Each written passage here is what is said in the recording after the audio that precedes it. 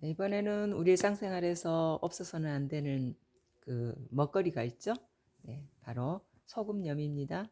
네, 소금염이라는 글자가 지금 이렇게 생겼네요. 왜 이렇게 생겼는가 한번 뜯어볼까요?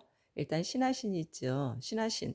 충실한 신하는 변하지 않죠. 소금 역시 변하지 않아요. 그리고 이제 이 소금은 또 신하들의 월급으로도 줬던 시절이 있죠.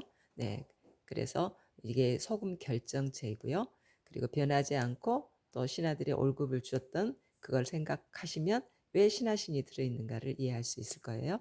그 다음에 왜 또 밥그릇명이 여기 있을까요? 자, 여기에 한 방울의 피를 딱 쏟으면 피가 되죠. 제물로 썼던 피. 그런데 소금도 제물로 썼거든요. 네, 그래서 그 점도 생각하시면 되고요. 또 밥그릇에 물을 담아 놓듯이 바닷물을 끌어다가 담아 놓잖아요. 그러면 거기에서 이제 물이 증발하고 소금 결정체가 생겨죠. 그래서 소금염이라는 글자가 이렇게 구성이 되어 있습니다. 그 다음에 소금이라 하면 짜죠. 네, 그래서 짜다는 의미에서 짤함이라는 글자가 있습니다. 자, 이 글자를 보면 뭔가 생각나지 않습니까? 네, 우리 그 주변에 어떤 고을 이름이 생각나네요. 네, 한평이라는 고을 이름이 생각납니다. 자, 그 한평이라는 곳이 지금은 다 사람이 사는 묻지죠. 그런데 과거에는 정말 소금이 많이 나는 아주 평평한 땅이었다는 얘기죠. 그래서 한평이라는 글자로 이렇게 구성이 되어 있네요. 자, 그리고 이제 고을 얘기를 하다 보니까 어젠가요 다뤘던 그 아름다울 여, 그 여가 여기 이렇게 있죠. 네, 이 여도 사실은 고을 이름에 들어가죠. 네, 한려수도 하면 어디를 얘기합니까? 여수를 얘기하죠. 우리는 이제 여자 할 때 그 동그라미 여로 쓰지만 사실은 리어수가 되는 거죠. 자, 이렇게 해서 짤함이라는 글자였고요. 그 다음에 이제 우리가 음식을 하다 보면 너무 소금을 많이 넣어서 좀 짜다 할 때 있죠. 자, 그럴 때는 물을 조금 넣잖아요. 네, 그러면은 이제 조금 짠기가 감해지죠. 그래서 이거는 물수를 넣어서 짤함에다가 물수를 넣어서 덜감이라는 글자를 만들어냅니다. 사실 이제 소금이라는 것은 맛을 내기 위한 마련도 있지만 신선도가 또 중요하잖아요. 네, 그래서 예를 들어서 고등어라는 물고기를 한번 생각해 보세요. 자, 굉장히 영양이 높은 대신에 빨리 상하죠. 그래서 고등어를 잡는 즉시 소금으로 간을 해놓으면 오래 가잖아요. 그래서 이제 물고기 어가 있네요. 네, 그래서 물고기에다가 필수적으로 소금물을 써야 되는 이유가 신선함을 유지하기 위해서죠. 그리고 이제 양고기에도 신선함을 유지하기 위해서 소금을 넣고 물고기에도 당연히. 그래서 이제 재물에 소금을 같이 사용했던 이유가 그 점이에요. 신선도를 유지해서 신선한 것을 제물로 바치기 위함이었죠. 자, 신선이라는 이 글자를 보니까 이 글자하고 함께 만나는 이제 한국의 또 다른 표현이 생각나요.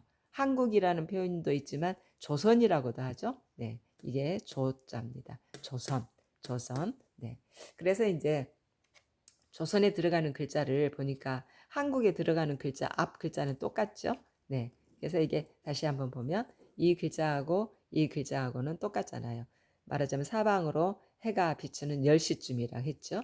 그런데 여기 뒤에 있는 글자는 왼발 오른발이 지금 가죽을 무드질한다 그랬어요. 네, 그런데 이거 여기에서는 이제 달이 있네요. 네, 이건 무슨 말이고 어떻게 표현을 해야 될까요? 네, 혹시 가끔 그런 거 보지 않으셨나요? 아침에 해가 분명히 떴어요. 그런데 하늘에 달도 같이 보일 때가 있어요. 네, 이것은 말하자면 아직 해가 뜨긴 떴으나 달을 감출 만큼의 그런 밝음이 아직 덜 있죠.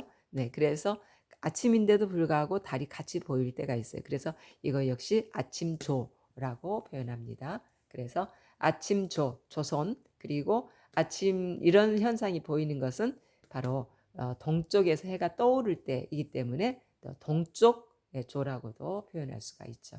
네, 그래서 조선 하면 또 한국이라는 또 다른 표현이 있어요. 근데 이제 지난번에 한국이라는 단어가 직접 성경에 나오지 않는다 그랬잖아요.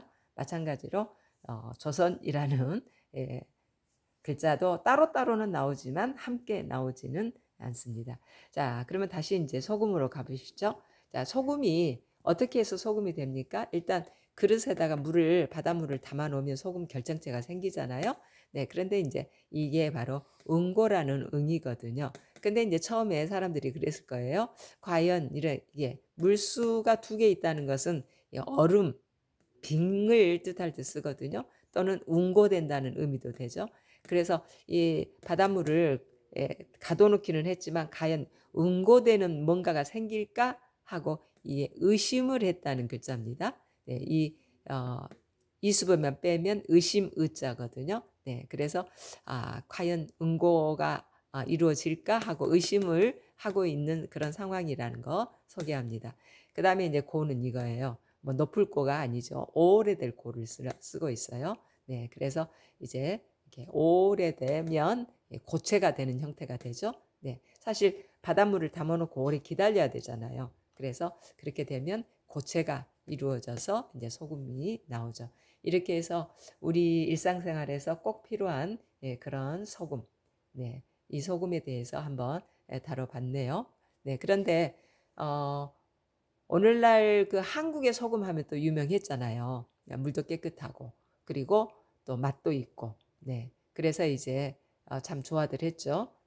그런데 이제 그 외국에서 들어오는 소금들은 정말 한없이 들어올 수는 있어요. 그런데 이제 이렇게 산처럼 돼 있는 소금 산이었잖아요. 그래서 오랜 세월이 겹치고 하면서 먼지가 많이 그 소금에 같이 쌓여 있어요. 그래서 식용으로 쓰기에는 좀 그렇고 공업용으로 쓴다고 그랬었잖아요. 근데 요즘에 한국에서 나오는 소금도 주변에 핵 발전소들이 너무 많이 있다 보니까 좀 신선함이 떨어진다고 염려들을 하죠. 네. 그래서 얼마 전에 어느 주변 나라에서 핵과 관련된 일 때문에 소금값이 엄청 갑자기 뛰는 그런 일이 있었잖아요.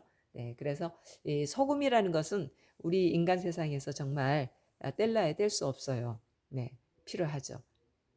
그래서 이제 오늘날 재물에도 이 소금이 썼었고요. 또 우리 일상생활에서 소금이란 없어서는 안 돼 그런 생활 필수품으로 여겨지고 있어서 한번 다뤄봤네요.